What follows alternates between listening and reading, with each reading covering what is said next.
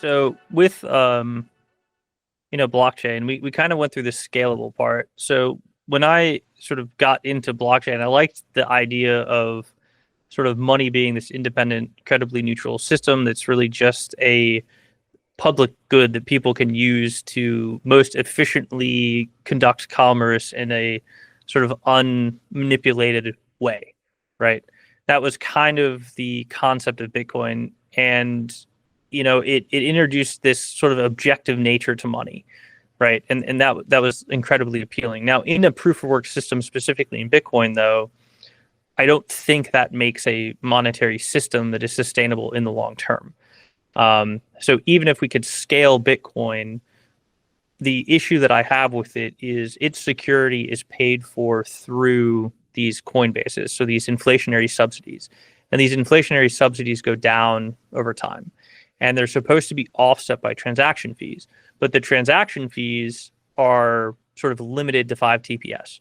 So for Bitcoin to maintain security at its current market cap, it would actually have to see sort of a precipitous rise in the amount of fees generated to sort of maintain economic finality guarantees. And that's not likely to happen. If it were to happen, transaction fees would be on the order of $5,000 or $10,000, which I don't think makes Bitcoin sustainable long term. Well, the number of transactions in the world where those kinds of transaction fees are acceptable is comparatively small. But I mean, your 5 TPS number is coming from the fact that you have to have this kind of global consensus happening on a you stuff a certain number of transactions in a block, and then you have this whatever it is, the block generation time of whatever it is, 10 minutes or something. So if we compare it to what we talked about in the scalability of QUAI, right? We can show that in a single chain setting, you could go to say 500 TPS. Now, if you want to sort of get past 500 TPS, you need to go and do this sharded setting. So Bitcoin, if it wanted to, whatever that means, you could create a single chain that kind of can do 500 TPS, let's say. Now, the problem with Bitcoin, though, too, is that its token is meant to be deflationary and volatile by design, right? So the expectation of Bitcoin's value over time is to always go up, which means even if I magically did sort of scale Bitcoin to say 500 TPS, I would still have a preference to hoard that asset over other inferior assets like the US dollar.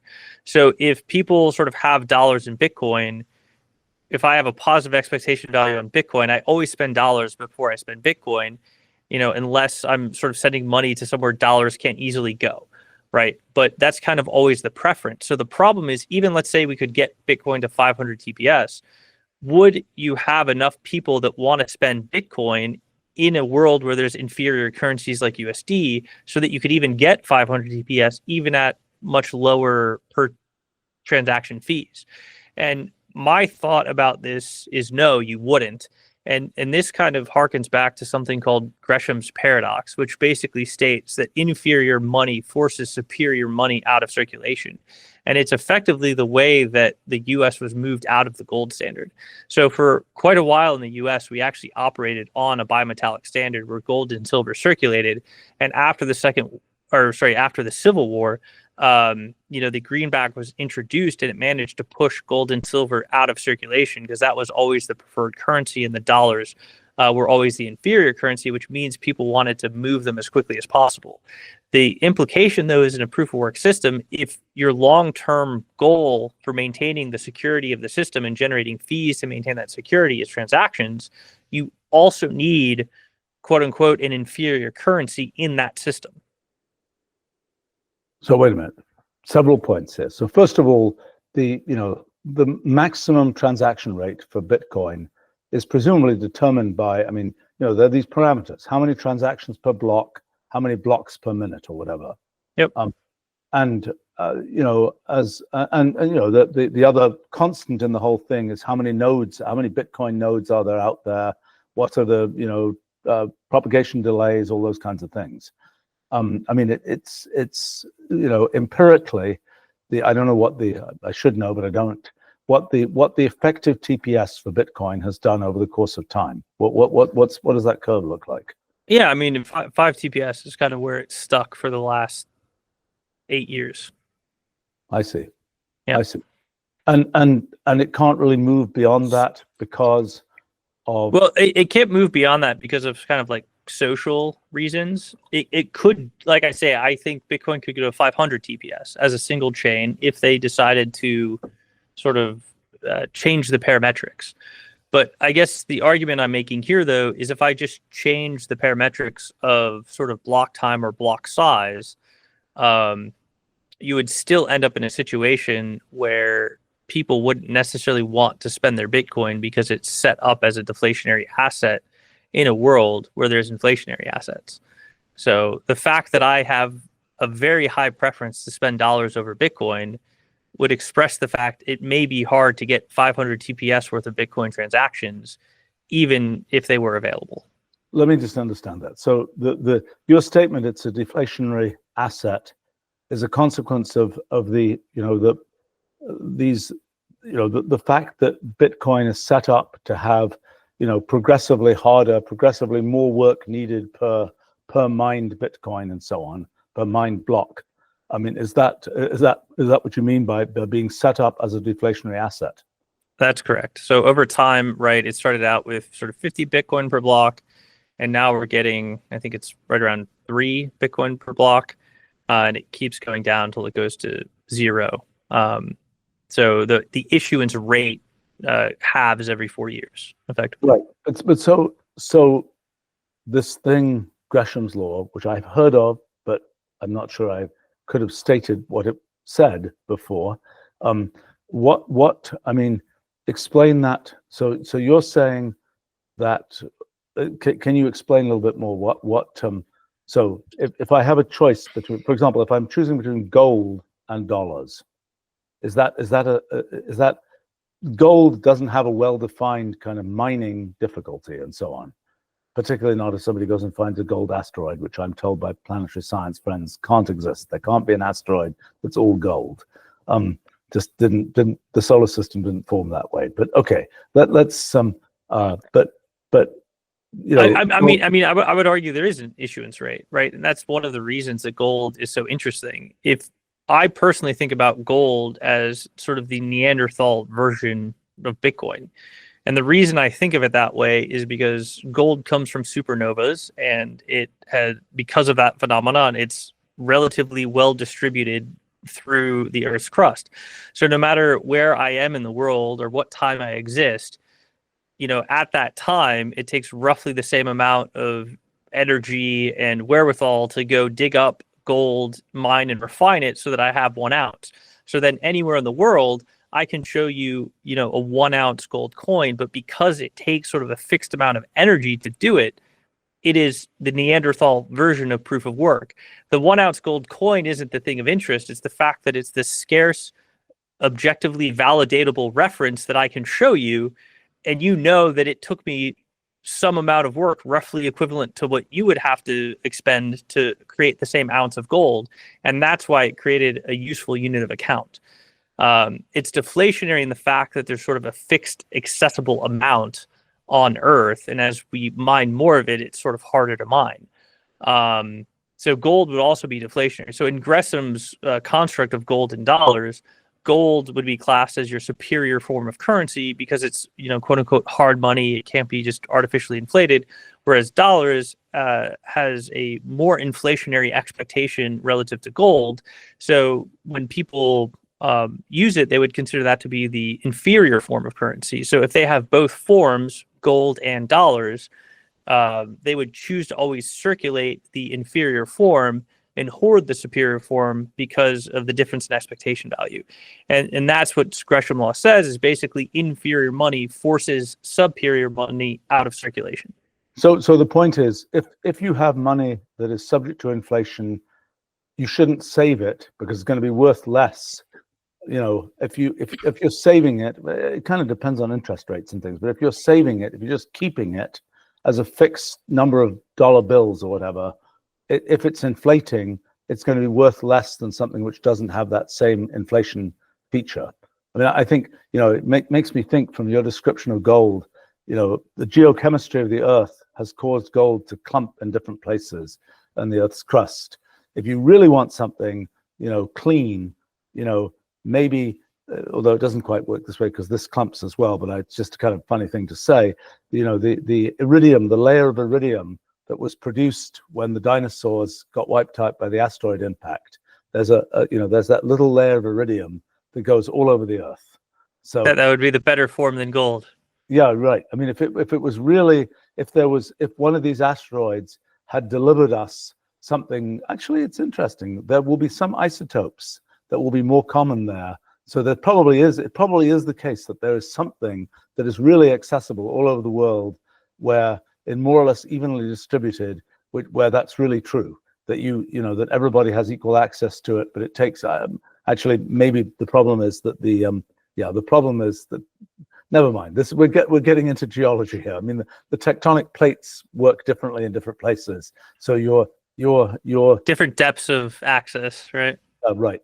So you might be lucky or unlucky, and it's a question of how, quotes, young a country you have. Not young in the sense of there was a revolution just 100 years ago, but rather young in the sense of geologically young, of whether it's a million years or 50 million years that the surface rocks were. Anyway, okay, we're off on a tangent here. Okay, so I understand your concept of what makes this sort of the thing that gets progressively harder and that is therefore deflationary relative to the thing that currencies, real world currencies don't always show inflation. I mean, there are certainly situations and central bank activities which can cause them to deflate as well, but generally they show inflation. I think in aggregate over any time period, if we look at currencies, if you zoom out over 40 years, you're going to be hard pressed to find a deflationary fiat, but right. Unfortunately, inflation seems to be, and I don't think I really understand it that well. I mean, inflation seems to be almost a sort of thermodynamic-like phenomenon in economics. That and I don't. I mean, it's one of the things on my kind of list of things I need to really understand is why that's the case. Why inflation is sort of a thing that happens ubiquitously. Yeah, I kind of have like a theory. A little bit of a side quest here, but I think that the true rate of money has to do with the depreciation rate of productive capital goods in society on average. So like the thermodynamic quantity you're talking about is sort of the deterioration of already produced goods, and that informs something about the natural rate of money. What do you mean by rate of money? What the interest rate should be. I see. Okay. But so you're saying that, if I have, because let's say if I put up a stone monument, it might take 1,000 years for my stone monument to decay. If I have a, something else like a piece of software or something, it might take less time for that, for the bits to rot in that piece of software, so to speak. But you're saying that you imagine. I mean, obviously the actual sort of depreciation schedules for actual objects like buildings, 30 years, whatever, office furniture, whatever it is, 5 years or something, 3 years, 5 years, I've forgotten. Those are times that are supposed to account for how long the thing is useful for. That's right. So then if you talk about your sort of opportunity cost on money, it's deferring the sort of the consumption, i.e. the depreciation of the usefulness of a capital good over time. So then if I were to sort of average out the depreciation of capital goods in society, that would tell you the natural rate of money, of like what it should be X risk. Okay, it's interesting. So if we had more, I mean, if you look over the course of history at times when there are, in modern times, we have much more temporary goods for many purposes than there were in the past. I mean, in other words, we are making, consumer goods, things we get, probably last a lot less time than they did in the past. Yeah. So your inflation rate should be higher in aggregate. Yeah. In that theory, yeah. But okay. But anyway, so we've got this idea of kind of. So I think I get that part of the this why Bitcoin. Your kind of analysis of why Bitcoin can't go that much further, so to speak. Right. It's basically it needs to get these transaction fees, but even if it could scale, I think it would be hard pressed to generate that amount of transactions, given its deflationary nature in an environment where there's inflationary sort of inferior currencies. Right. So, I mean, Bitcoin, as a practical matter, obviously is not except in a few cases, is not a kind of transaction-oriented thing. I mean, it's more of a kind of store of value, perhaps, kind of thing, or speculation instrument kind of thing. I mean, it's not doesn't have that same kind of practical financial kind of character to it, I think. Well, so it's even worse in that case, right? Because the propensity to use Bitcoin then is even lower, which means that to maintain security, i.e. the fees paid to the miners so that you can get a guarantee that your transactions finalize, is actually harder to generate then, because as the inflation subsidy goes away, if I'm stuck at 5 TPS and we say, okay, it's going to be really hard to find people to pay $10,000 per transaction, the only other answer to keep security in Bitcoin is to keep the inflation subsidy going. But if I keep the inflation subsidy going, I'm undermining the concept as a store of value. Right. Yeah, that's interesting. Okay. Right. So there's kind of a loop here, which is unsolvable with a single deflationary currency. So the concept then is you need a second currency that's in the same system as the deflationary currency, which you can use transactionally. So that in the long term, you can generate fees, and those fees can go to pay for security. Fair enough. Okay, so this is part of your theory of QI and QI and so on. Right, right. And the other thing to consider, just as a reference point, is presently in blockchains, 70% of value is currently traded in USD stable tokens. Okay. Of value. Transactions that are happening on blockchains, you're saying? Correct. I mean, 70% of value is USD stables. Right, of the transaction volume. But I mean the stored value that the total market cap of Bitcoin, I think, is considerably larger. I mean, what you're talking about is the rate at which transactions are happening. Well, but I said not volume, but value.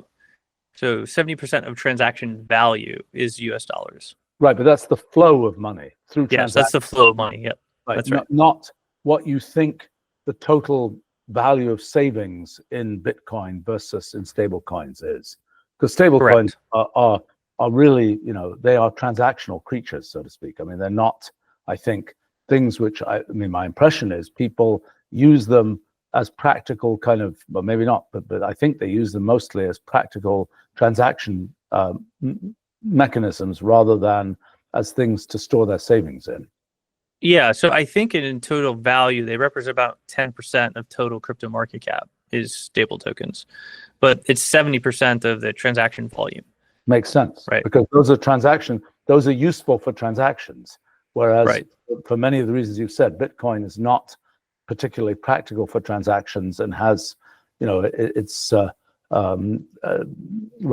more of a thing for value and speculation and so on than it is for actually doing transactions. That's interesting. That's a factor of 7, you're saying, between of the the stored value versus transaction for stablecoin versus for Bitcoin. Right. So that's some of the reference points. Now the other thing is a little bit tricky, but my argument is that having stable tokens erodes the decentralization and independent characteristics of the blockchains on which they circulate. By stable tokens, you mean things that are anchored to something sort of in the outside world, like dollars or something? Is that what, yeah, like specifically dollars. So if we look at something like USDC, for example, USDC is controlled by Circle and Coinbase, and that USDC is reserved by deposits in the traditional financial system, right? Yep.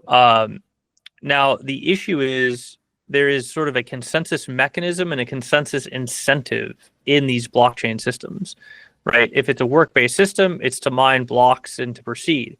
Now, the problem is, let's say I have a work-based system that has a couple $100 billion worth of USDC on it. The issue is if we have a fork that's contentious, the people that are holding the USDC in the banks get to dictate which fork the receipts are valid on. Right. So you have this orthogonal set of incentives now that exists independent of the protocol incentive that will dictate sort of the outcome of the canonical chain, so to speak. Right. But there's another stakeholder. I mean, in addition to the things that are kind of the decentralized, blockchain stakeholders, there's also a bank, an external, bank with deposits and so on stakeholder. Well, and it gets even more interesting when you realize it's a bank, because the person that sort of controls the rules for the bank is the treasury.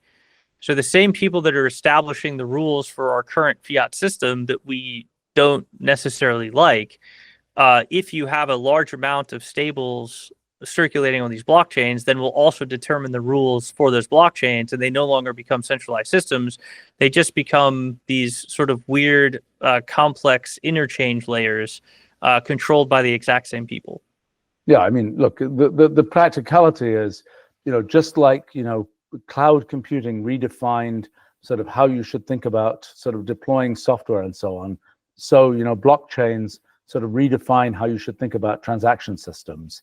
And that's a separate function of blockchains from the function of being kind of governance independent of that there's a pure sort of, in a sense, engineering impetus from blockchains independent of their kind of a governance independence idea. But your point is that this by the time the stablecoin is enmeshed with the banking system, it is not achieving the governance independence idea. That's correct. So my concept is that for both the long-term sustainability of a proof-of-work system, you need something that's stable, and you also need something that is stable independent of a fiat reference. Yes. So that's kind of the premise for QUAI and QI. Right. Okay. And so by, as I understand it, I mean, your sort of theory of the stability of QI is that it is ultimately determined by hash rates that can be achieved and so on, which is ultimately determined by GPUs grinding and the effort of doing that. And I mean, in the end, it's for me it's very charming, because in the end it's kind of a computational irreducibility story, and and just in terms of sort of the arc of intellectual history. 40 years ago, when I was inventing computational irreducibility, I sort of thought it was this kind of limitation on the ability of sort of scientific prediction and things like this. And if somebody had said, well, what's this going to be relevant for? The idea that one day there'd be people burning vast amounts of energy, grinding computational irreducibility, was absolutely not something that occurred to me, not even close.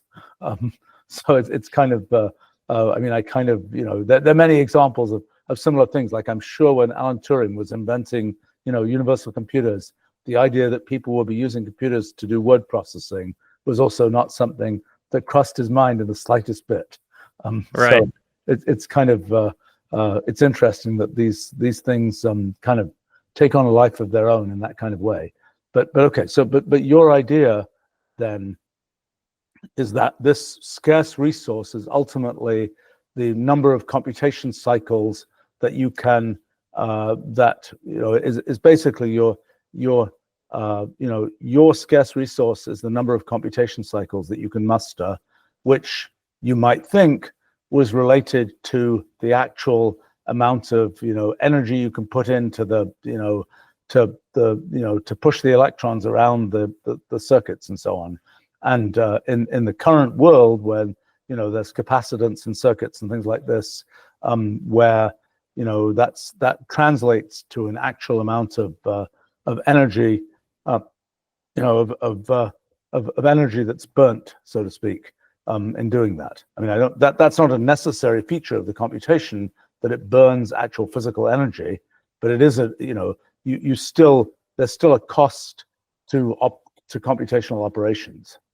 Right. Well, so the interesting thing that we sort of realized in this quest of trying to design a stable-like token that was independent of a centralized fiat reference was that the hash that a miner produces can be thought of as a stable reference point, because their cost of producing that hash is relatively fixed over some period of time.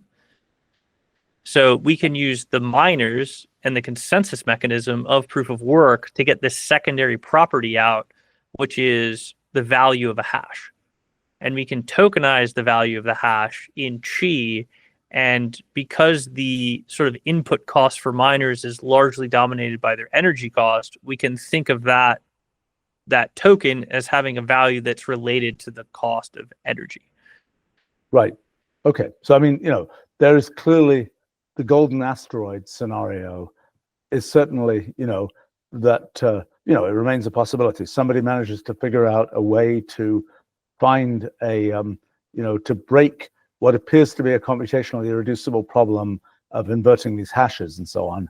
And then, then you have a different story. But if you make the very reasonable assumption that that's sort of not physically possible, it's not mathematically possible, so to speak, then then again you then have questions like, if you suddenly can dunk all your computers in liquid helium or something and have them be able to run faster, better, whatever, but as you say, on a short time scale, none of that's going to happen. None of that, you can the kind of time scale for technological change. I mean, it's similar to what happens for other parts of the economic system, that there are things where the way work gets done, the way goods are produced, those change over the course of time as a result of changes in technology. But those changes are on multi-decade type timescales, not a timescale. And what all you need, I think, for your system is that things be stable on much more modest timescales. I mean, in other words, yeah, like for $1, right, which is probably the most quote unquote stable fiat, right? Expectations of changes in real purchasing power probably vary between 5 and 15% in any given 12-month period. So to make a competitor to that, you're trying to target the same rough stability as somewhere between 5 and 15%. So what we think we can do is use hash rate as a mechanism to generate a token, which should have those characteristics that are similar in change over the same period of time as the dollar. I would agree. That makes sense to me. Yeah. I mean, yeah. So the way that we do it's pretty interesting in the system, and you need both of the tokens to sort of manage it, right? So QUAI is set up as this sort of deflationary token, and the way that QUAI is emitted is based off the log of hash rate or difficulty. So over time, you would expect sort of the emissions to look somewhat like a logistics function. Qi on the so Qi is sort of basic proof of work, where its difficulty is linked to the hash rate, basically. The hash rate. So it's proportional to hash rate at sort of like a fixed number. And then QUAI is the log of the diff. Now I said proportional on QUAI, and we can dig into that proportionality in just a second.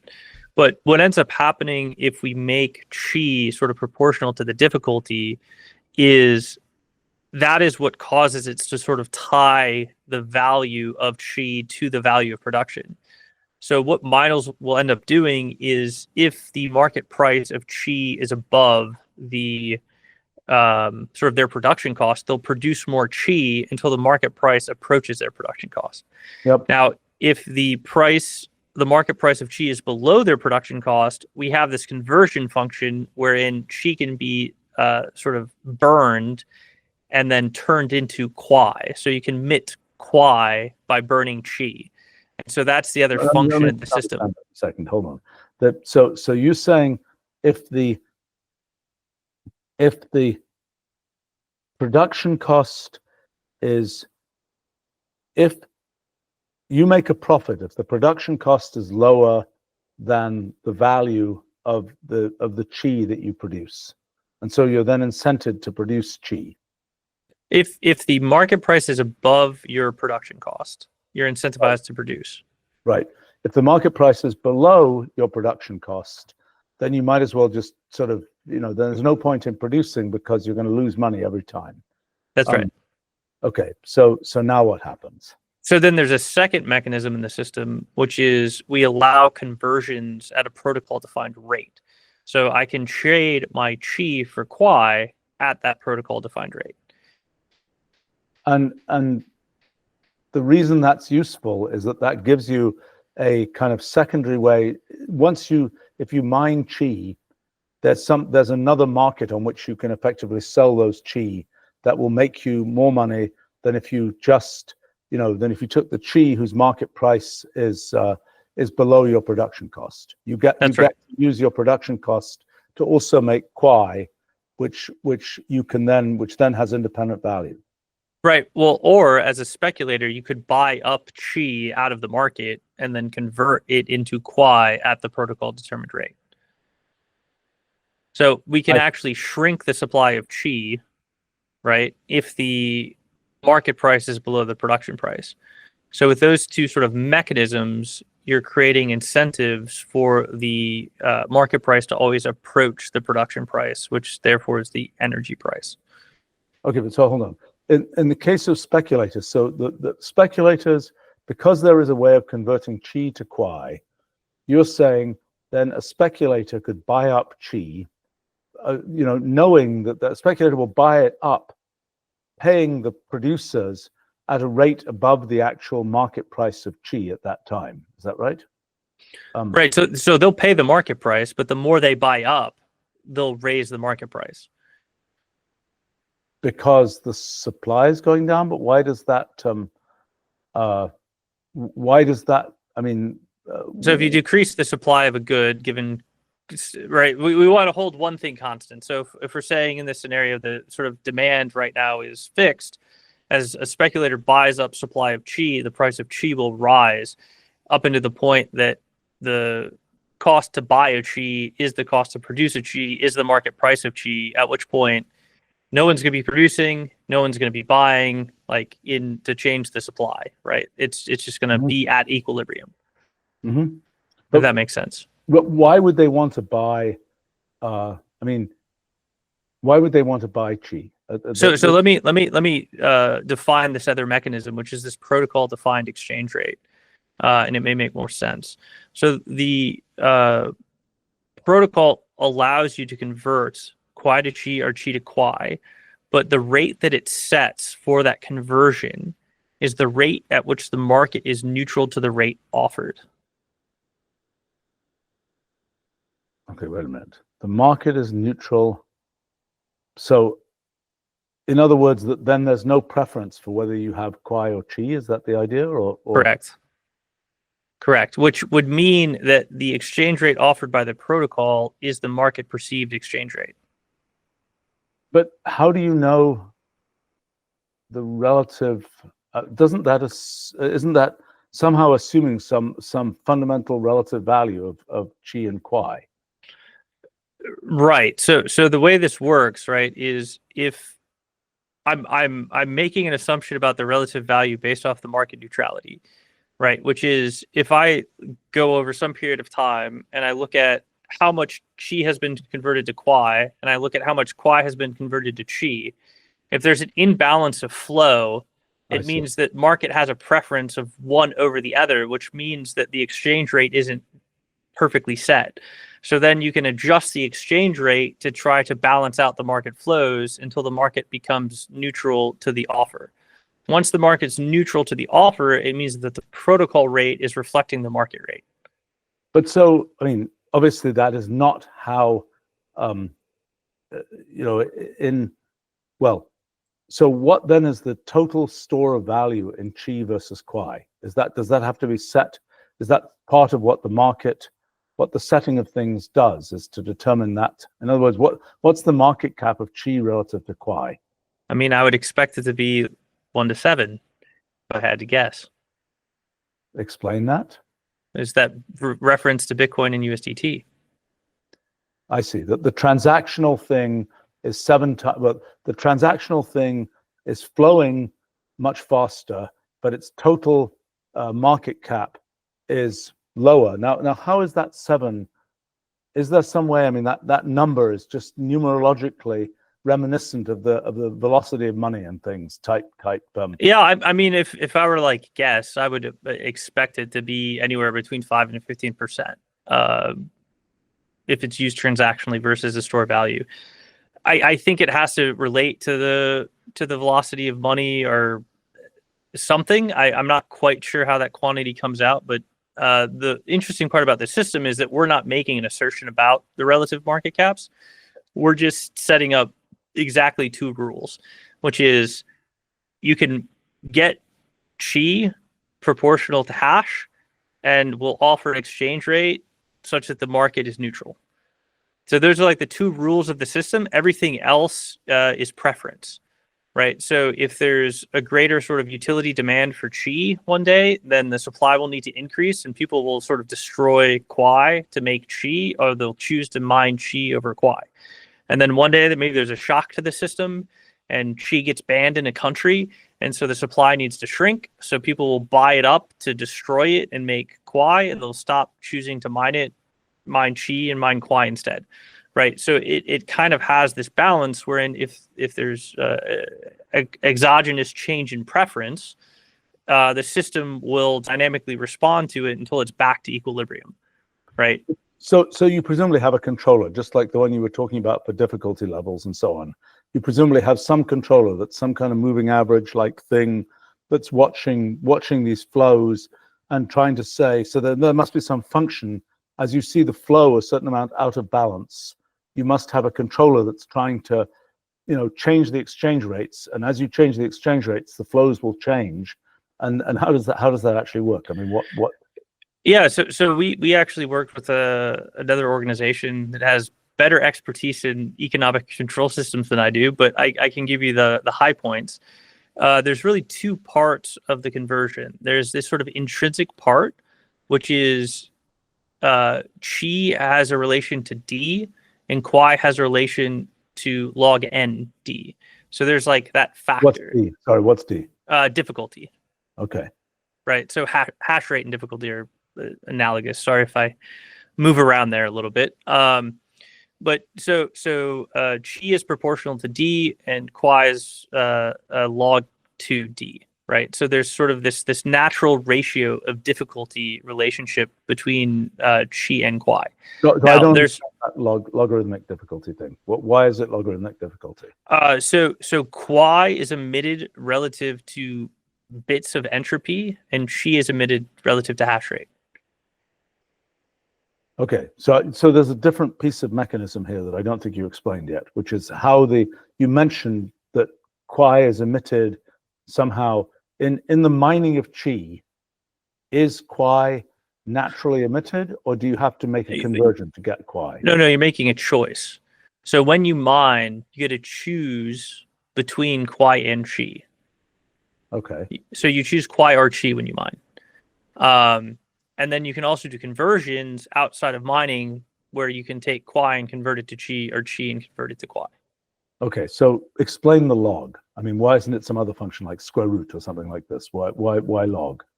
Well, so the reason we did log, 1 is because it is entropy. And 2, if you integrate it over time, you're going to get sort of a logistics function as the emissions curve. So over time, like it will kind of flow out and give you this sort of approach to a zero interest rate.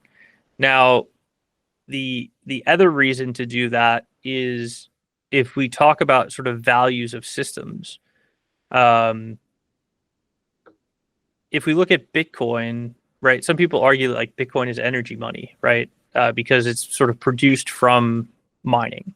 The problem is the price of Bitcoin is a convolution of the preference of the market to hold Bitcoin, as well as the supply, as well as sort of the number of people that are holding it in future expected value. So it's a convolution of multiple factors. But if we're talking about like the strict utility of one of these systems, it should follow Metcalfe's law, which is depending on your age and how you want to say it, it's either an n squared thing or it's n log n.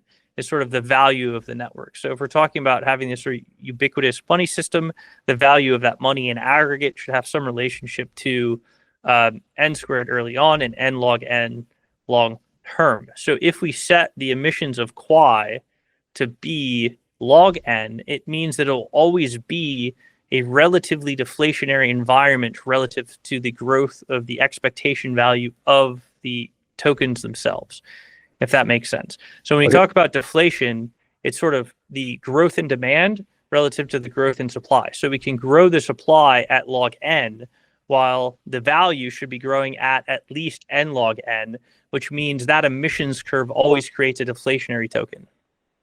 Let me see if I can peel this apart.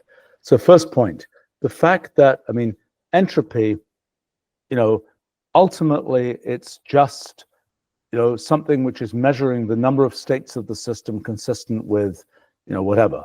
Now, the fact that we put in these logs is convenient because, the reason we have a log there is when we have several subsystems that are independent, the total number of states of all the subsystems is the product of the number of states of each subsystem.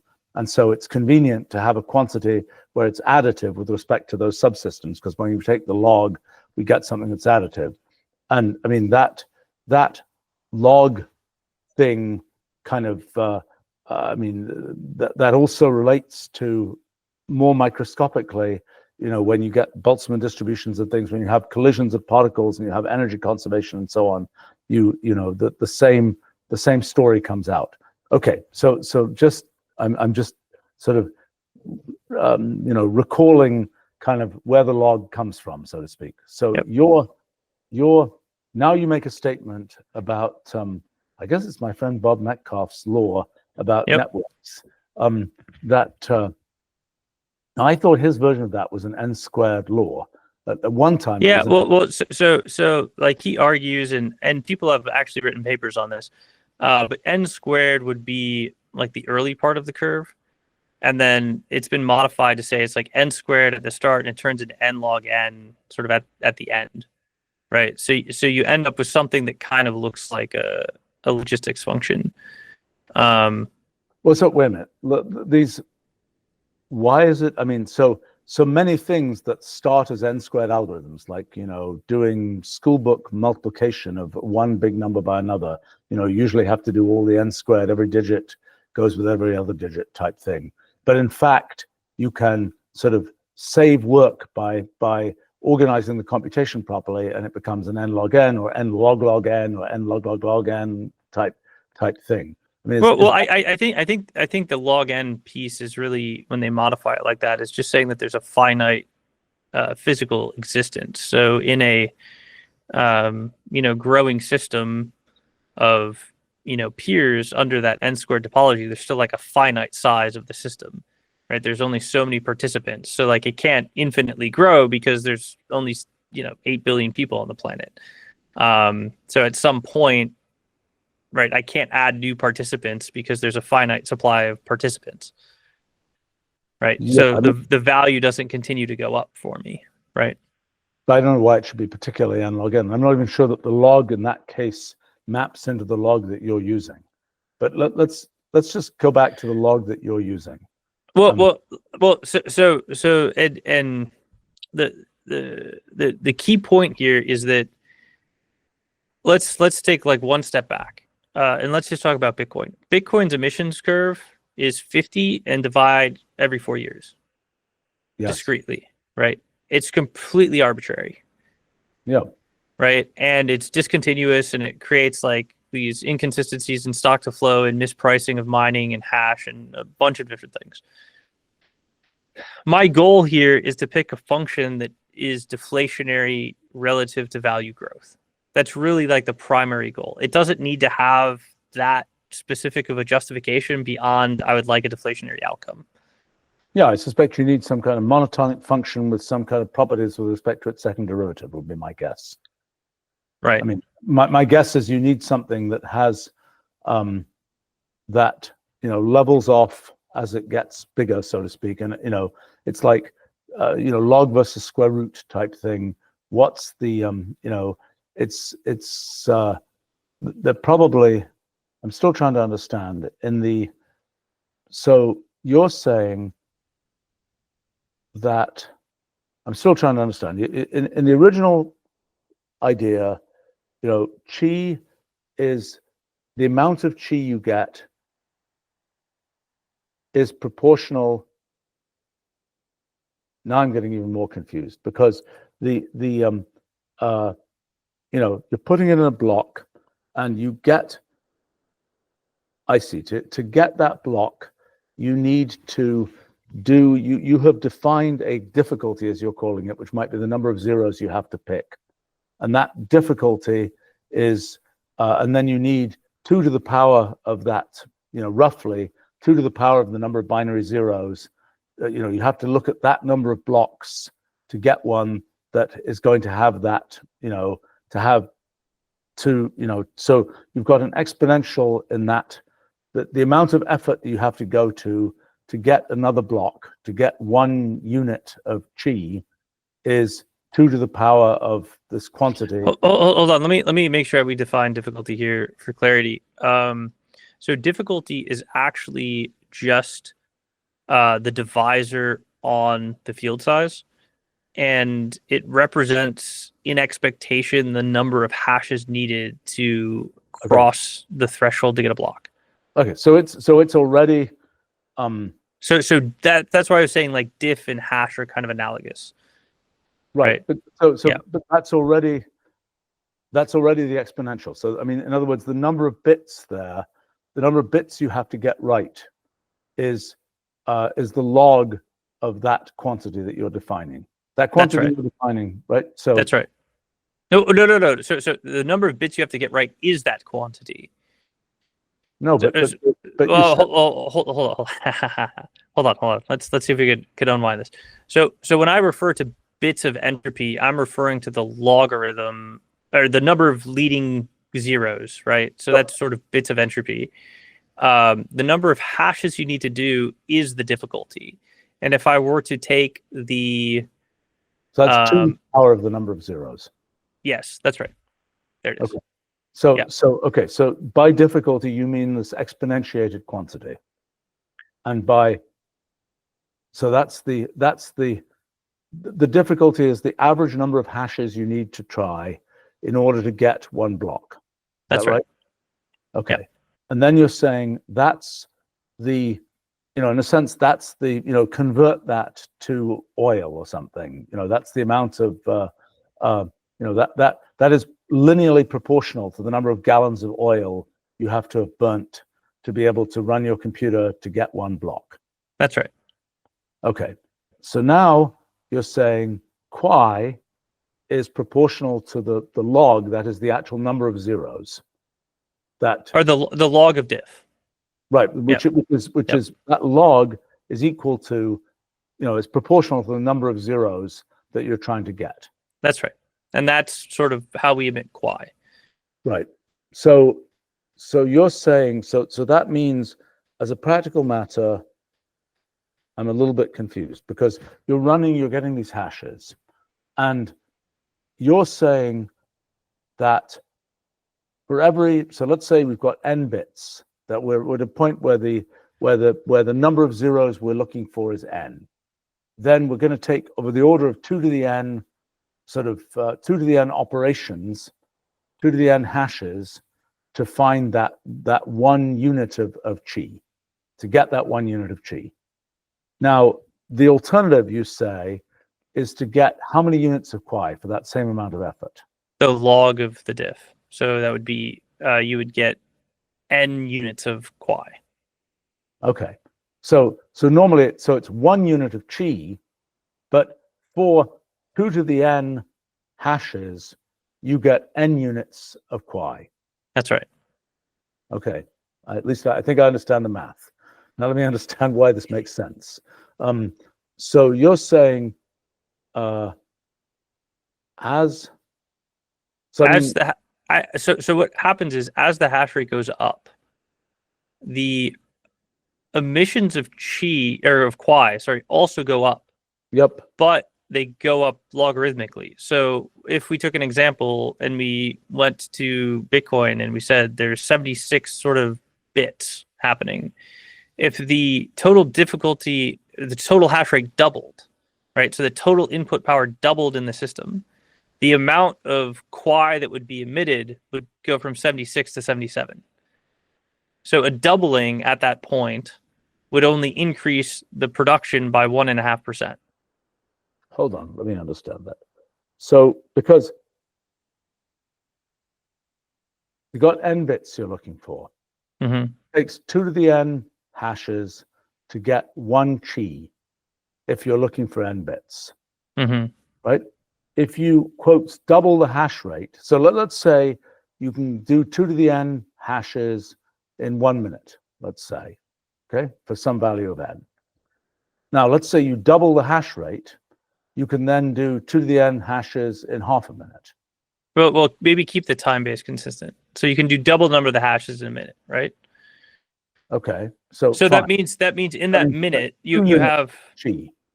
Yeah, you have 2 options, right? You can double the amount of chi produced, or you can increase the amount of quai produced by some small fraction, depending on what our base of n here is. In the example of Bitcoin, if I doubled the input, at 76 bits, right? Let me try again, because I'm not getting something here. So okay, you've doubled the rate of running hashes. So that means in 1 minute you get 2 chi. Mm-hmm. Now you say that the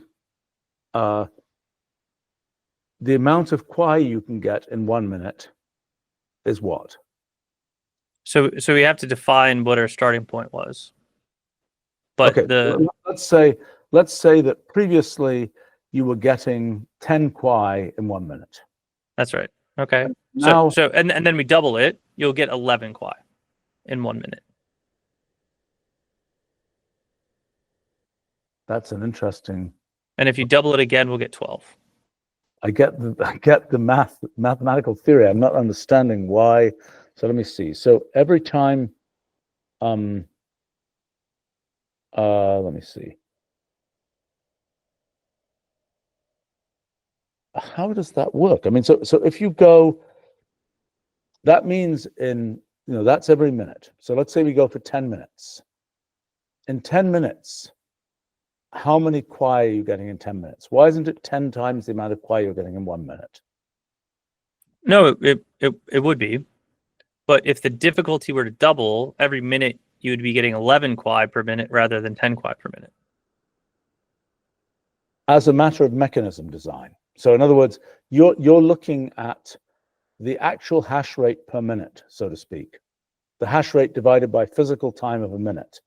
And then you're saying, based on that, you have some base of time, and that is the thing that is determining so there's sort of an external mechanism that's saying which is what you had said before, actually, which is, kind of what determines the number of quai that you're getting out. So that's not something, it's a choice of the system that is, and you're choosing that the number of quai you get out, your mechanism design is that as you double the hash rate, you just increase by 1 unit, so to speak, by one but you're increasing by the log of that hash rate. You're That's right. increasing the amount of okay, I understand. Let me think. So what property does that have? Does that have some? I mean, you were saying it's not necessarily a particularly special property that the logarithm has, but maybe it's a sort of a continuous form of the Bitcoin halving concept, but it's responsive to the market growth rate. So the interesting thing here is, because we're basing it off difficulty, if the market doesn't sort of want to price QUAI at a higher number, it's not going to want to increase the difficulty. It's only with increased difficulty will it price QUAI at a higher number. It's only if QUAI is at a higher number does it want to sort of increase the difficulty, if that makes sense. Yeah, right. But I mean, so in Bitcoin, effectively every whatever it is, 4 years it halves. So that's that is doing. Let's see, the curve then is. So that's an exponential. That's saying the number of bits is being reduced by one. That the hash rate. Let's assume that computers increase in speed by a factor of 2 every 4 years. Then what's being said is that that is keeping a constant amount of effort that it's supposed to take to mine a Bitcoin based on faster computers. In other words, if the computers get faster by a factor of 2 every 4 years, and the number of zeros you have to get increases by 1 every 4 years, then that should keep roughly constant the amount of computational, the amount of physical time necessary to mine a single Bitcoin. Right. No, it's interesting. I mean, so again, I don't fully understand the logarithm, but it seems like the logarithm is it has to be a function that is monotonic. It probably has to have a certain second derivative, would be my guess, and that's as probably as good a function as any, and maybe it has some very special and cool property. Well, so the property that we're really looking for is something that we expect to be deflationary relative to value. So there's a loose argument, it doesn't have to be perfect, relative to some incantation of Metcalfe's law, that this increase in supply will be inferior to the increase in value. That is a design that is desired, right? So the increase in value, so as this network gets more filled in, as the number of sort of players in this network increases, I mean, in what sense, let's say you've got 1 billion people using the system. So that means, n of 1 billion. Now, I don't quite understand how, I'm not sure that Metcalfe's law was supposed to apply to kind of transaction systems like this. I mean, it's more applying to kind of things like social networks and computer networks and so on. But what is a money system? A money system is the ultimate social network, is it not? Perhaps, but I think that okay. But the reason for the clearly for small n, it is not very useful to have something. If there are only 3 merchants in the world who take your currency, that's not terribly useful.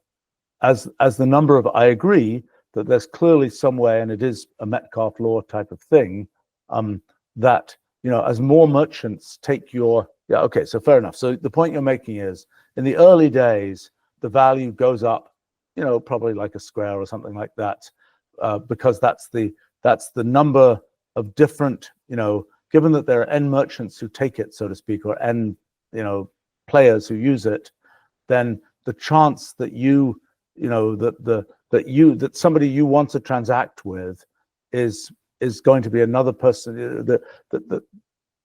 Basically, the total number of conceivable transactions goes like n squared, and presumably that means that the total amount of use of the network can go like n squared. But eventually, small worldians as we are, we don't actually want to transact with everybody in the world. So it starts to turn over, right. And there's a limited population in the world, so then it has to sort of log out and approach a finite value. Right, but I mean, also, it's presumably known. I mean, I don't know what the actual sort of small world networky type thing of, of how many, if you look at the transactions in the world, what, like the social network, people are not sort of connected to everybody in the world. They're connected to their small group, and then that group is connected to other groups and so on. And there's probably an argument. Yeah, I'm now understanding your claim about the n log n argument about, that's probably what you get if you have something where there's a hierarchy of sort of local connectedness. Yeah. Right. So okay. So given that, you're saying that the value of the network increases with the number of players, and in a sense, the ultimate. So that's in a sense the circulating supply of QUAI, I suppose, is what is. Well, it's not quite the circulating supply. It's the transaction volume of QUAI. How does this work? I mean, this question about what it's worth. Let's assume that every transaction has a transaction fee. In that sense, there is a certain amount of worth that the thing has per unit time, just because it is providing for, it is serving a purpose that is the equivalent of those transaction fees. In other words, whatever it did, if every day there was $1 million of transaction fees, it better be the case that those transactions were worth $1 million to do. That it was kind of, if somebody was paying $1 million of transaction fees, then probably the sort of value to the world of doing those transactions better be about $1 million. So I think what you're trying to do is back into an assignment of value of a currency. Yes, I don't necessarily know if because that's what you were doing with Metcalfe's law and so on. Yeah, right? yeah, no, but the assignment of a value, in my perspective, it doesn't have to do with the transaction fees. It has to do with really two things, and they're separate, but in the long term, they're partially related. So, sort of the perfect form of money only has utility as money, and that means that its value is derived from the utility, meaning who can I transact with, sort of at what cost, and with what sort of characteristics of time and settlement, right? And then it also has future expected value, right? So future expected value is then related to what I think the adoption is, how many people I think will use it, and how many people will use it in the future. And that relates then back to utility, right? Because without any usership, there isn't great utility. But if I don't think that sort of the future expected value is going to grow because the user base isn't going to grow, or at least a constant, then in the long term, I'm going to damage utility, right? So they're kind of like these interrelated quantities, but that's how I think about sort of the value of money. So when we're talking about the value of a network, what I would like to do is I would like to apply goods and services with as many people as possible, in the most frictionless way possible, which would mean having a common asset that we're all willing to trade and settle in. So that has to do with, the current size of that population, the future expected size of that population, like sort of determines my future value, and my current and then future expected utility, right? So that there's this like loop that sort of feeds back on itself in some ways. The goal here is, again, not to be too specific with the sort of curve, but you want something wherein your network value is rising faster than your rate of issuance, right? So when we look at Bitcoin, what they did is they just arbitrarily set a thing, and then sort of market pricing moves around their arbitrary set point. With this system, we're saying our set point is our growth rate, because our growth rate is our diff. Right. So sort of the value that the market imputes on the system has quite a bit to do with that difficulty rate. And it has, like, that difficulty rate is a manifestation of both sort of current revenue from transactions and future expected value at some level. Right. So that's sort of the feature which we can measure that tells us something about the growth rate of the system. And then we make the issuance have some proportionality to that growth rate is the idea. Now we want to do it so that it is sub sort of the value that we think that is being created by that growth, so that your issuance is always slower than your growth rate, if that makes sense. Well, so, I mean, normally, people say, the value of a stock, one might say it's the, discounted future value of the dividend stream. So in your case, it's kind of, I'm wondering about how that discount rate works for you, because in other words, I mean, I don't think I've ever found anyone that can actually price money, honestly. Sure. Yeah. Like there's been no, I could not find anything to price a currency. So I mean, some of this we're making up, but I will point out that we're at least being far more thoughtful than anyone else has been in the past, though we might not have converged on what is perfect. No, I think it's really interesting, but I think that, I mean, in terms of this, it's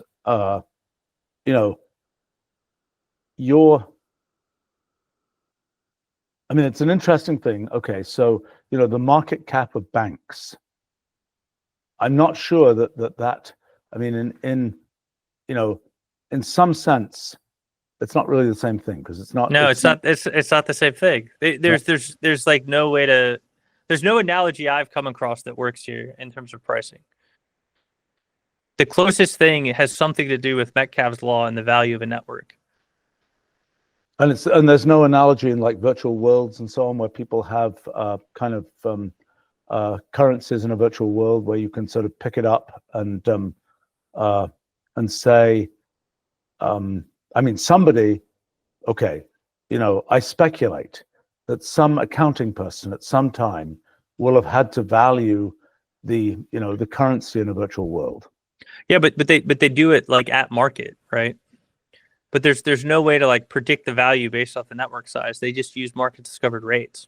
I see what you're saying. So I see instantaneously, once the market has acted, I mean, in a sense, what you're asking for, I mean, you're asking for the ultimately predictable, if you have a company or something like that, your calculation is making assumptions about, is an inexorable, some way of inexorably pricing the company that takes account.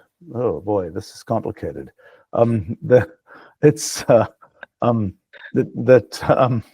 Let's see. I mean, you're saying,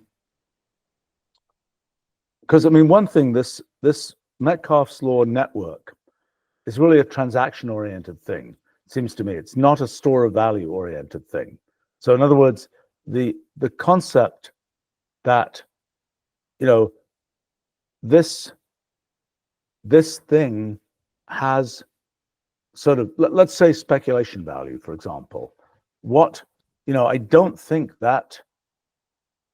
Well, think about it this way, right?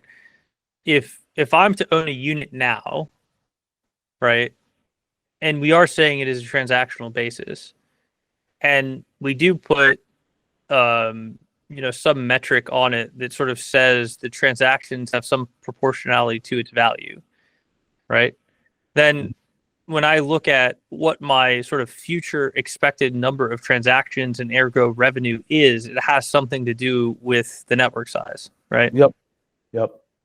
So now we just have to sort of price what we think those network connections are, right? And adding numbers of network connections, and that's why I think it's something like n log n. And again, really, it's not about getting that value correct. It's just I want to make sure the inflation is sub that value, and then you end up in a deflationary environment.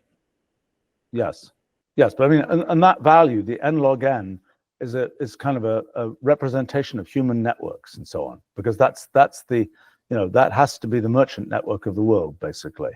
Which I just don't know what the I don't know how. That's obviously clumpy in various ways.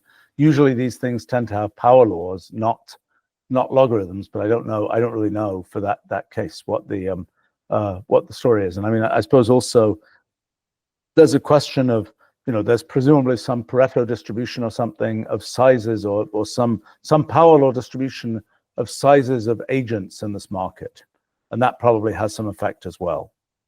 Yeah, so slight side quest here that might be interesting. As we're talking about this more,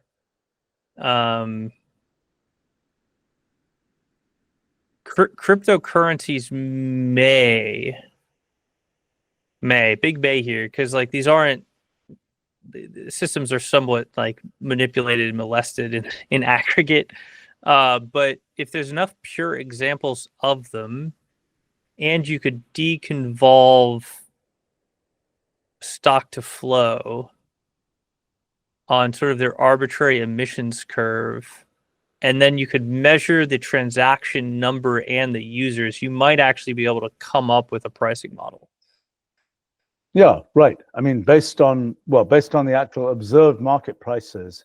But there's a lot of values you're going to have to deconvolve here. I don't think that works, because I think that so much of the value in most of these, cryptocurrencies is speculation value, which is really not. I mean, it's kind of like saying, the rational expectations theory of stock prices will be, discounted future dividends, but that's not how actual stock pricing works most of the time for like tech companies and so on. Right. And I think it's the same thing. I mean, I think one's still in the domain, for most sufficiently mature companies, eventually the rational expectations thing sort of maybe more or less works. But when you're in this kind of early growth speculation phase, it's pretty far from that. And I think it's fair to say that cryptocurrencies are firmly still in that phase. Yeah, I mean, so if we're saying that, then the choice doesn't matter as long as it sets up the expectation in the minds of participants that it's a deflationary quantity. Yeah, right. I mean, but in a sense, I think you might be, implicitly, you might be, it's like companies might have business plans that they claim we're going to grow like this, and in a sense, what you're doing is you're locking in. You're saying not only is this the theoretical business plan, this is the enforced business plan of how this is going to work. Well, I actually no. So there's two quantities that we have that provide us far more flexibility than any other cryptocurrency up to date. So first off, if we look at Bitcoin or pretty much anything that exists, it's usually a time-based schedule, effectively. Right. Right. So we're tying this to the difficulty, and the difficulty feeds back on value, the value feeds back on difficulty. So we're already locking in sort of this like growth rate reference point. The other thing that we're doing, though, is in this controller, there is flexibility in the exchange rate between QI and QUAI, and therefore ultimately the exogenous value of QUAI, independent of the diff, because of the measured preference of the flow of the two assets. So there's actually like there's a market adjusting value here. So implicit, you have this feature that wants QUAI to be deflationary relative to QI. However, we are also measuring the market rate preference, which is making it so that the issuance of QI is only proportional to the logarithm of diff. It's not equivalent to the logarithm of diff. So if we are off sort of in that parameter choice, the market will actually readjust it for us based off aggregate market preference. So I'm curious. I mean, the point I was making was more, you have a contract with the world about what's going to happen, and people can then, people will then, it's a thing where you know the future, so to speak. You know the mechanism for the future. It's not something. So to what extent is there going to be human intervention of, you set this up, you've got the mechanism designed, you set it going. I mean, in the fiat world, there's a central bank that sets interest rates every so often and things like that. Or there's a company that makes choices about what it's going to do and decides whether to pay dividends or not. But do you expect that once you have this mechanism set up, that it's kind of set for all time? Or do you expect, which is kind of what's happened with Bitcoin, or do you expect that every so often it's kind of like, has happened? I mean, certainly Ethereum has made changes to its to the way that it works? I mean, do you expect that it's kind of 2024 you set it, and then 2100 it's still going? Yeah, I mean the goal is to set and forget, right? So there's potential that the sort of controller that's measuring market preference isn't as performant as one might like, which you could then do an adjustment to if you really wanted to. Now, the interesting thing with the controller, though, is that the market participants are incentivized to act in such a way that they cause the control of the incentives to be better than the controller. And any difference is effectively like a tax on the system for the controller not being as good as the market participants. So you will never be perfect, but you don't need to be perfect. It's just you're paying as an aggregate of a participant in the system for the delta between the performance of the controller and what the market participants can achieve through arbitrage. Right. If that makes sense. So the controller doesn't have to be perfect. It just has to get us to want to go to equilibrium, and the market participants will dynamically adapt over time. And whatever that delta is paid from the system. So it's not like catastrophic in any way. It's just your sort of rate of paying your arbitrageurs would maybe be higher than it could be if you could make a better control system.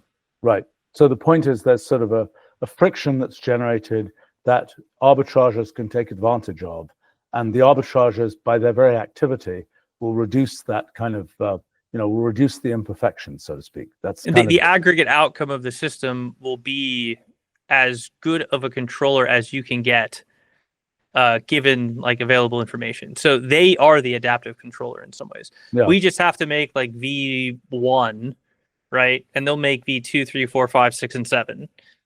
Right. I mean, there's a certain assumption of, which I'm sure is correct, but there's a certain assumption of stability in this kind of aggregated set of activities. I mean, that's what one observes in typical markets, is that most of the time there is sort of random fluctuation, but there's ultimately some kind of stable equilibrium.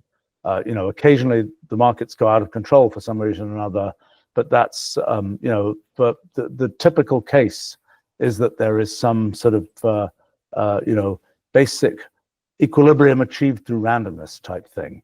Right. The likelihood of instability in the controller is highest at start, and then over time, as there's greater participants, greater liquidity, greater intelligence, basically the likelihood of it goes to zero, because there's too many intelligent like market participants. So even in disequilibrium, like it will never go unstable.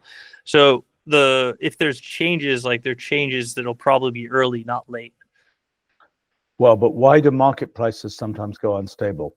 I mean, in other words, things happen. Like people have program trading and all the right, but they're all like market participants too. So they go unstable, but they always quickly re-equilibrate, because in sort of any sort of shock to the system, there's instantaneous money to be made. So the more participants we have that are more bird dogging the system, the less possible. It's less and less possible for the system to become like unstable over the long term, because any minute of instability is like a minute to make money, right? Sure. I mean, as a practical matter, though, I mean, the exchanges shut off trading when things go sufficiently unstable. Now, whether they need to do that, or whether that's something which is just a way of avoiding sort of the ugliness of particular market participants making huge amounts of arbitrage or something, I'm not sure. I mean, the sort of I think what that really is protecting the interest in the exchanges, because all of these exchanges like have leverage and hypothecation. So sort of the circuit breakers and the control mechanisms are really just trying to protect the market makers, is my guess. It's not actually there to protect the market or the participants. Yeah, you're probably right. Right. I mean, and it's sort of a meta fact about economics that most of these systems with enough participants come to equilibrium. And that's been the I mean, it's probably a very thermodynamic type phenomenon, which I think is only partially understood. I mean, the mathematics that tends to be used in economics tends to be kind of doesn't really. I mean, it's very simplified mathematics relative to what you might expect from all these different agents doing what they individually do. At least that's my interpretation of things. Yeah, I mean, from an economic standpoint, right? Like I was studying economics quite a bit to try to sort of figure out how to create a better economic system, right? If you think about what we're trying to achieve with QUAI and QI, we're trying to create a decentralized monetary system, not a decentralized currency, right? You have a store value, you have a medium of exchange, and you have a unit of account. We can sidebar the medium of exchange for a second. We could get back to that if you want, but that's like really the point. And how do you do it in a way that is sustainable, decentralized, and tied to real world values? And I think that is like what we're trying to achieve. And I think that we're getting pretty close to it. No, I think it's really cool. I mean, look, listen, I'm coming to this kind of cold, but this seems to me, very nicely thought out, and seems like, should work. I mean, it's, that's the, and it's pretty neat. I mean, I think it's and it's interesting to see kind of the, however many, what is it? It's, what is it? 20 something years since, how old is Bitcoin? It's 15. Okay. Yeah, that's right. Yeah. So it's interesting to see what kind of, there's these successive levels of thinking that have gone beyond Bitcoin. And it's interesting to see this. It's interesting to see. I mean, I don't know.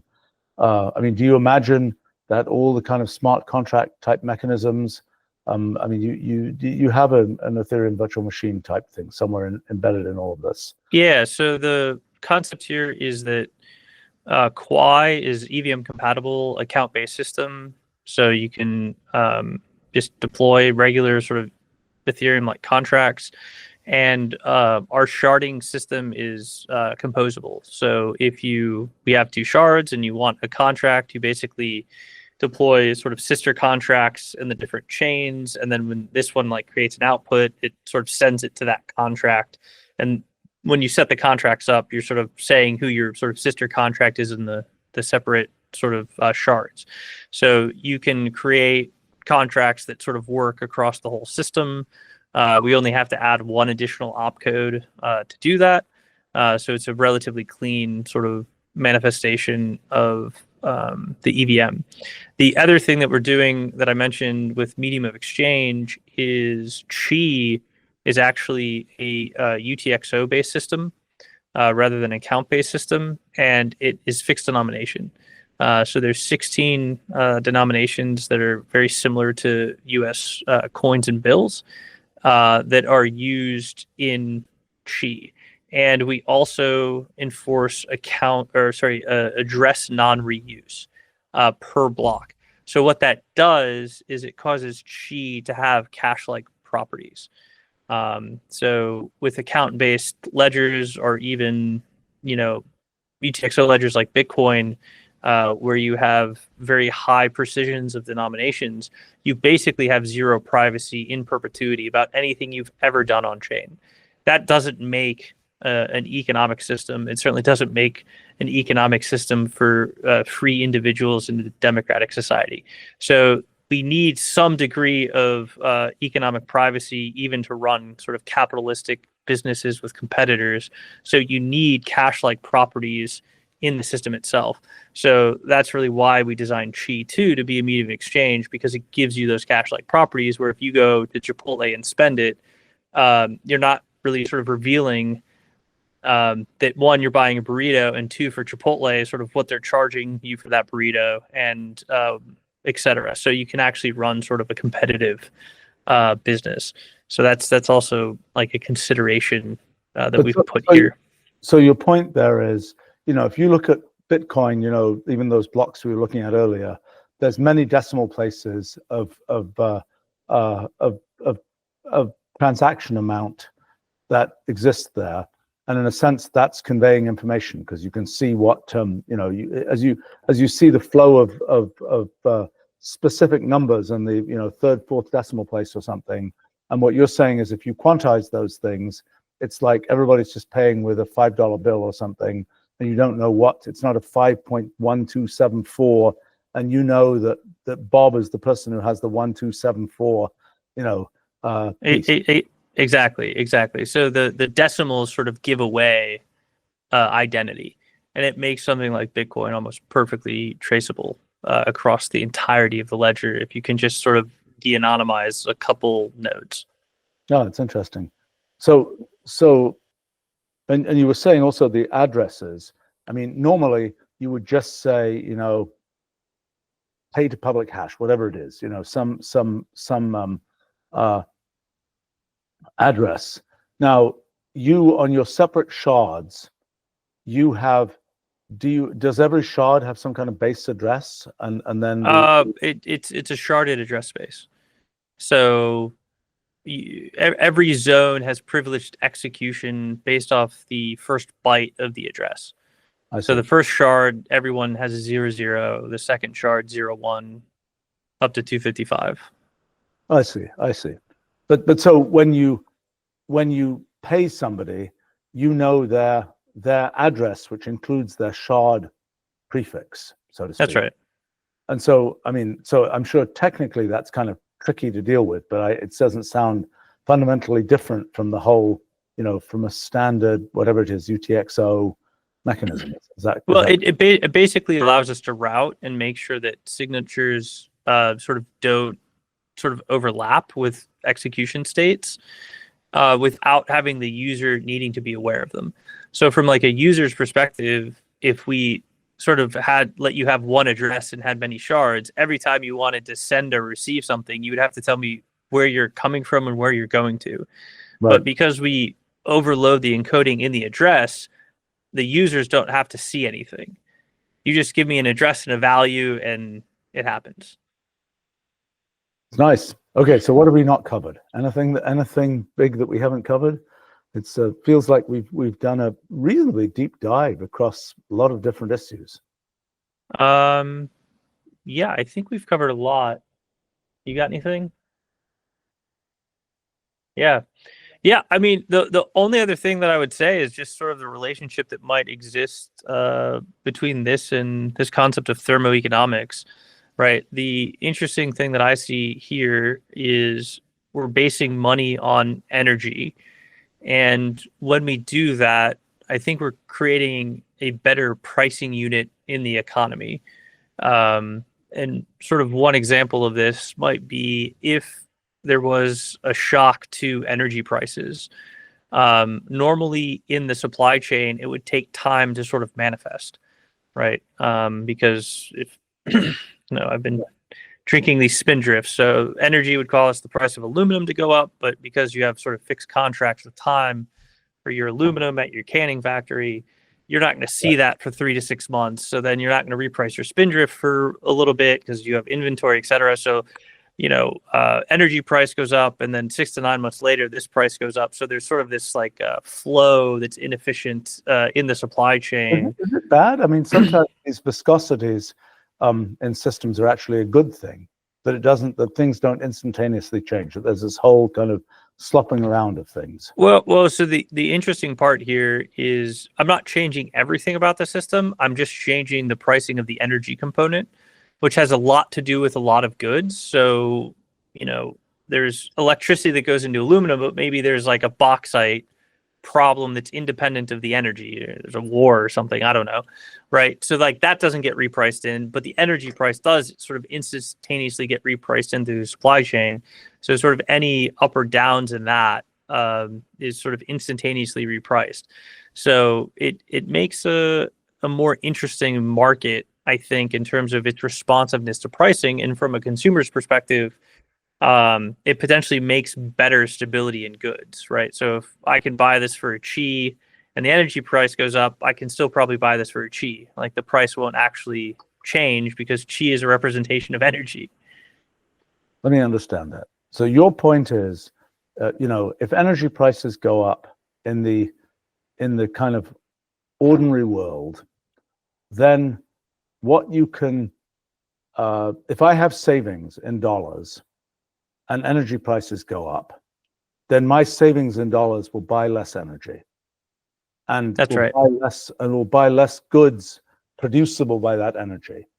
So in effect, that's a version of inflation, because my savings are less valuable, so to speak.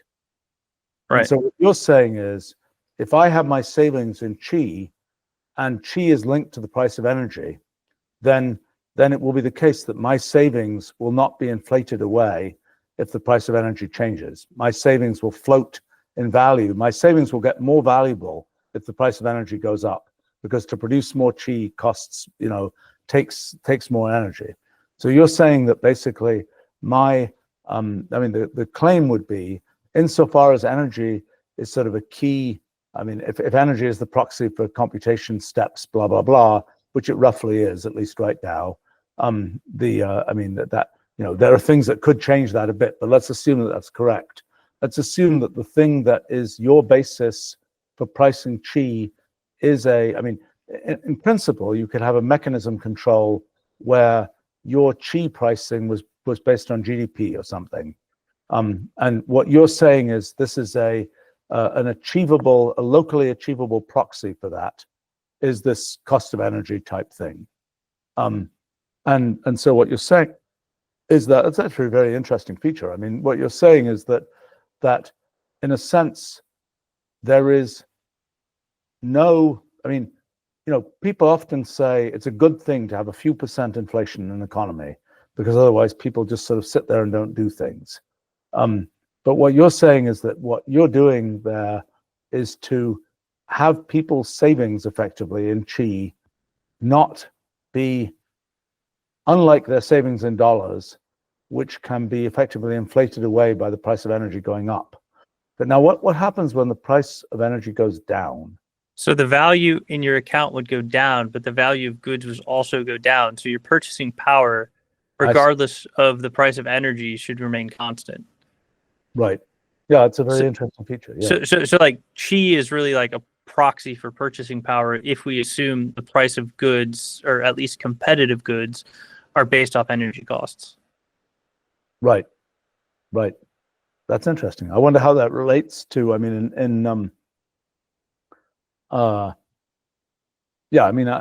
don't know the full flow through. I know that energy costs are important in the cost of lots of kinds of goods. How completely, I tend to believe maybe I'm too computational or informationally oriented, but I tend to feel that energy is kind of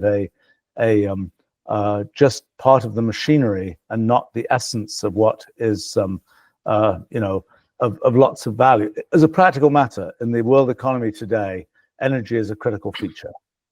So I think that kind of like gets you into the concepts of thermoeconomics a little bit deeper, right? And if we look at entropy, right, entropy is just talking about order, but there's this concept of extropy, which is talking about useful order, right? So an example here would be, let's say I have a plate glass, right? There's a certain amount of useful order in that plate glass. And if I were to break that glass, I haven't actually significantly increased the entropy, but I've significantly reduced the extropy, meaning the useful manifestation of entropy, right? So there is like this slightly varied quantity that is talking about the usefulness of ordering, that is an extension past just entropy. But entropy, we have to remember, is the number of states of the system consistent with the constraints that you know about the system.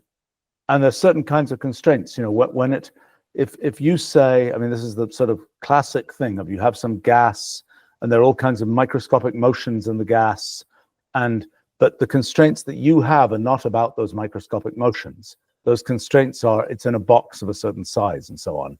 So I think, I'm not sure that this, I think perhaps where you're going is to say, it's almost tautological to say that the value in the world is associated with the useful order in the world, so to speak, because it's kind of like that's. I mean, I think the notion of in to define what you mean by useful order, you kind of have to be talking about. Yeah, no, I see what you're saying. You're already trying to pull apart the thermoeconomics guys. Yeah, I didn't come up with the extra P. I'm just providing a reference point. I see where you're going with that though. Right. Yeah. I think that one of the things about sort of the why does the value of the world go up? Presumably, it's because we learn more. We learn ways to make things. In my kind of view of computational irreducibility, it's kind of we learn more pockets of reducibility. We learn how to make more things, not having to go through all the steps. We can kind of jump ahead, and we make an invention that corresponds to a piece of a pocket of reducibility. And I think that the sort of increasing value of the world is associated with kind of the discovery of more and more pockets of reducibility. And my guess is that the reason intrinsically that pockets of reducibility are valuable is because humans have finite lifespans, and we kind of want things to happen. It is fundamentally important to us to have things happen more quickly. I mean, it's less clear if you take the individual humans out of the picture, and you just say, this will happen at some point, and the world will go on, and it will eventually happen. I kind of think some of these, the value of having things happen quickly starts to disappear. I'm not sure. I'm not properly worked out, but that's my current sort of vague intuition for this, and I think it's but the finite existence of humans is also like an entropic process, right? Yeah, I mean, life is a at some level, life is merely delaying certain chemical reactions which would otherwise happen. I mean, we're a big transient relative to what goes in and what comes out, so to speak. We're some kind of I think that's a yet separate kind of discussion about sort of the layers of organization that make up life are sort of in some ways similar to the layers of organization that make up societies, economies, and so on. I don't understand this very well. I'm trying to understand this. I think there's probably a big theory of all of that, but I don't have it yet. This is the part where I want to talk about, because isn't life far from equilibrium thermodynamic systems? And for any interesting system to do anything, must have the ability to do work. And what is the ability to do work is to transform a gradient or an energy, a flux, into useful work. And so defining useful work, because the fact is, to us, microscopic motions of molecules in a gas do not make useful work, because the things that are useful to us are things like driving the wheels of a steam engine or something. But to a different kind of critter that is, has its fingers right on every molecule, those weird little motions of the molecules are super useful work. They are what is doing the computation that is kind of, solving the problem for the civilization of little creatures like that. So I think it's a more complicated issue, but I think we're going to get off into a. Well, I actually have a thought that's interesting there. I mean, fundamentally, what we're trying to do is, as you're referencing these little creatures of society. We're in this macro society, and the problem is the coordination of actors in our society. We have demonstrated that the concept of emergent laissez-faire sort of economics is a good concept. The problem is the money on which we base those economics is highly manipulatable, and it's structured in such a way that it sort of perverts the real economic representations of the laissez-faire outcomes. So I guess one of the goals of QUAI is creating something that is tied back to a physical reality, such that we can create a pure form of money that is less subject to adulteration, such that we can get better, more efficient economic flows and outcomes. Yeah, I understand. That's what that's you've built a whole system for doing that. I mean, I think that this concept that there's no your mechanisms are your closest analog of kind of central banking type activities. If you say the mechanism is fixed, we're just defining that's the mechanism for all time, then you are, as you say, it's a kind of it's a build and walk away type situation, and you don't have. And I think I suspect you're right that the actual actors in the market will fix, by their arbitrage, will fix any imperfections in the original mechanism that's been set up.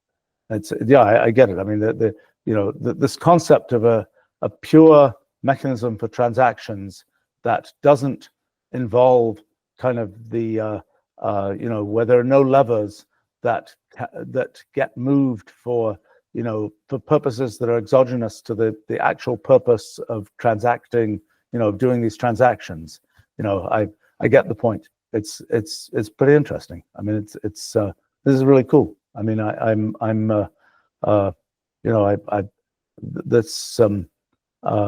this very deep dive, I'm all the more convinced. I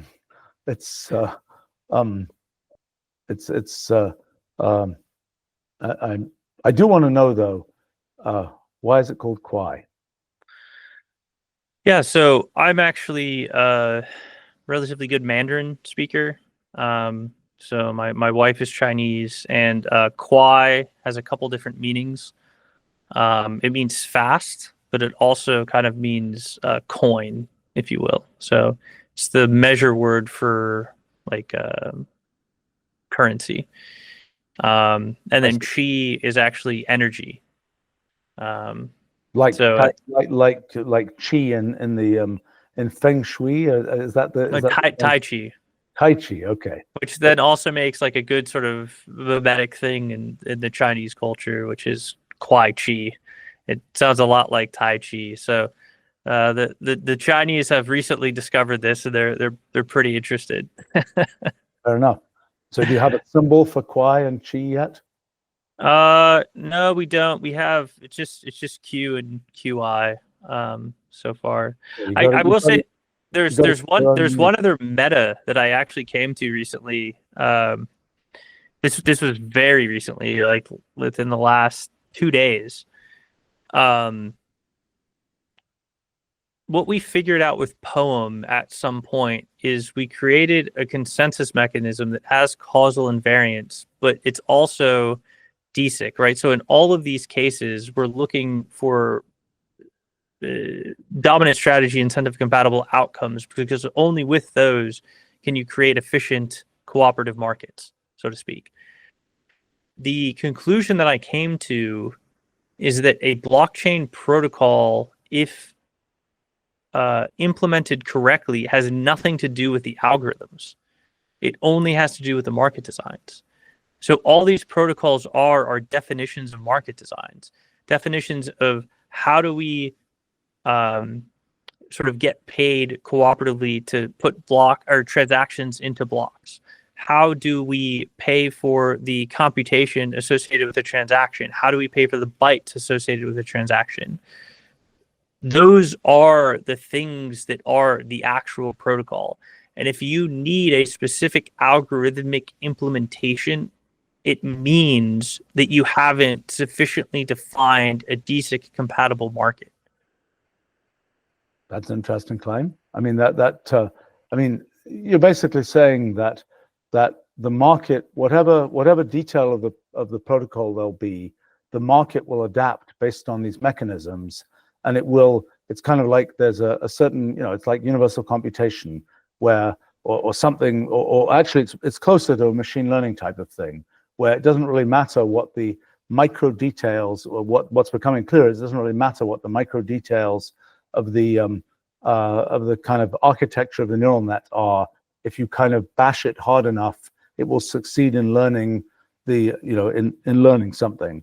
And so I think what you're claiming is that that if you have the correct kind of if you have those correct mechanisms, then the actual details of how the protocol works will get kind of learnt around by the participants in the market, if I'm understanding correctly. That's right. That's right. So when we wrote Poem, we went through sort of multiple iterations of it. We knew we needed to get to that sort of causally invariant property, but there's also sort of different ways that it manifests in terms of the computational complexity of like figuring out what to do next. Right? Because again, if we're thinking about, right, you have this prime graph and there's branching in this graph, and then some nodes of those branches can match up with some branches that exist in these region graphs, which can match up with some branches that exist in these zone graphs. That's not necessarily the simplest problem computationally to understand what is my next best composition of these choices amongst that set and this set, right? So we had sort of like reduced representations that made it sort of less and less complex. But when we got to the one that was the sort of full flavored representation that was unconstrained, we actually found out the algorithm doesn't matter. So as if if that makes any sense. So we actually have multiple algorithms already that we can use, neither one of them being perfect, and we know that there's ways to improve upon them, but they all technically work. Some are faster or more efficient or less efficient, or they can search better. But it literally doesn't matter how you're doing it. As far as the market participants are concerned, given their behaviors and so on. Right. So what that means is that we'll provide an implementation of, how to sort of pick this thing, but there's actually a strong incentive to improve upon that implementation. Right. There's another example within blocks, and it's kind of funny because as we were sort of going through this process of trying to properly design markets, we were finding more and more markets that are not designed properly in blockchains. Very few markets are designed properly in blockchains or even considered. But another market, for example, is how do you determine the fee of a transaction going into a block? So luckily, we have game theory to fall back on, and there's a couple mechanisms that are well known in game theory. One of them being a second price auction, and when we extend that to a multi-item auction, it becomes a reverse Dutch auction. So we can do a reverse Dutch auction to order and include transactions in a block, which allows us to establish the base fee while simultaneously matching supply with demand, such that we maximize aggregate economic surplus for all participants. But that's just another mechanism design. But that's the thing, is like each mechanism you need, how do we produce blocks? How do we propagate blocks? How do we produce transactions? How do we propagate transactions? How do we order and include transactions in blocks? Everything goes to the market design. And that's like what I was saying. So if you have to sort of mechanistically rely on nodes such that you have a single algorithmic implementation of how to order and include transactions in a block, it means that you haven't fully defined an efficient market of how to do it, right? So then if I can do a market design and I say, we have an implementation of how to try to order and include things in a block that's like kind of efficient, but not perfect, that means you have the proper design, because then over time we're incentivizing people to come in and make those algorithmic implementations better. And are you really going to do that? I mean, you're going to have sort of a open source thing where people are actually changing the implementation, or is that not the plan? Oh, this is 100% going to happen. So this is fully open sourced, and there's money to be made in every one of these spots. So once we release the protocol, people will start to change this to make more money, and there's a huge incentive to do it. Make more money for whom? So for example, in the example where we're talking about, choosing the tip of a blockchain, right? We have an implementation. If you can figure out how to make that faster to get to a result, like, you will end up making more money. We have an implementation of how to order transactions in the block, but it's having to account for, gas price plus miner tip plus base fee. we have like an approximate thing that like kind of does it definitely respects the base fee because we have to. But the sort of minor tip we kind of loosely deal with. We're not like perfectly dealing with it because as someone proposing a block, there's a little bit more of an advanced game going on that's making the computation to sort of optimize the two variables a little more complex. So we don't do it. We just have an approximation of it. And if someone can come in and figure out how to efficiently order and optimize that, they'll make more money as somebody proposing blocks and mining blocks. I see. Well, interesting. Very cool. We should probably, we could go on for. Yeah, fair enough. But we should probably wrap it up. And that's very cool, very nice, very interesting. And I look forward to, being involved, seeing how we can make it even better. And it's great. Well, I appreciate you taking the time. Like I said, originally when I reached out, I was just thinking about some of this stuff, and I was familiar with your work, not as deep as I am with some other subjects, but I have a reasonable background in physics, not as anywhere as deep as you do in theoretical physics, but I've always had a bone to pick with time and how it's used in relativity and how I think it smears out some of our ideas and discussions. So sort of seeing this manifest in your work and then also seeing it manifest in this blockchain, I thought was pretty cool, and I thought it would resonate with you. So. Oh yeah, no, and I mean, I guess my, I have a great curiosity about the foundations of economics. I have curiosity about the foundations of pretty much every subject, but economics among them. And I've always thought that the way to understand economics is, well, in recent years, I've thought the way to understand it is through blockchains, because that's a very pure play example of lots of the issues. And sounds like you've got a really interesting set of examples. So in addition to making a great transaction system for the world and so on, maybe you get to solve the problems of economic science, if it can be a science, so to speak.